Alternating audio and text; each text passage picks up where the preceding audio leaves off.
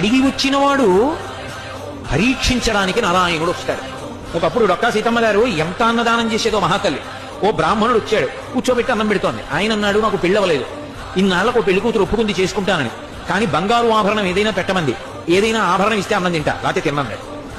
అప్పటికే అన్నదానానికి ఆవిడ ఒంటి మీద నగలన్నీ విడిపోయి ఒక్క కంటి ఉంది. ఆవిడ భర్త వంక చూసి కంటి ఇచ్చేస్తానంది. ఆయన పక్కకి రమ్మనన్నాడు, అన్నీ అయిపోయాయే, ఆ కంటి ఒకటే ఉంది. ధూర్త బ్రాహ్మణుడు అన్నం పెడితే బంగారం అడుగుతున్నాడు, ఇవ్వకు, తినకపోతే పోతాడన్నాడు. తప్పు. అతిథి విష్ణు స్వరూపం, అభ్యాగతి స్వయం విష్ణువు. కాబట్టి ఆయనకి అన్నం పెట్టినప్పుడు బంగారం ఇచ్చేస్తాను. ఏమవుతుంది, పెళ్లి చేసుకుంటాడు, మంచిదేగా. కంటి ఒంటి మీద ఉంటే ఏమవుతుంది, శాశ్వతమా, పుణ్యం శాశ్వతం, ఇస్తానంది, నీ ఇష్టం. కంటి తీసిచ్చింది.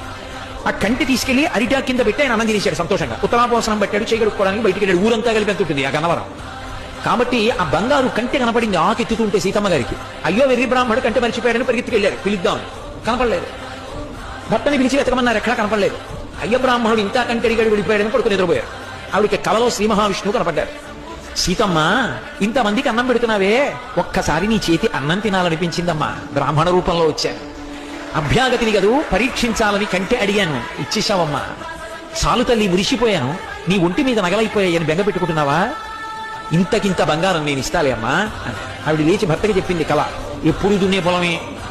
ఆయన పొలానికి వెళ్ళారు, సాయంకాలం వచ్చేసే ముందు ఏదో గొప్పతో అవుతున్నారు, కంగుల శబ్దం వచ్చింది. కొంచెం మట్టి తీసి చూశారు, ప్రదోష వేళ బిందె కనపడింది. ఉత్తరీయంలో మూట కట్టి ఇంటికి తీసుకొచ్చి మూత విప్పి చూశారు, బిందె నిండా బంగారు కాసులే. అంత ఐశ్వర్యం ఇచ్చేశారు శ్రీ మహావిష్ణువు.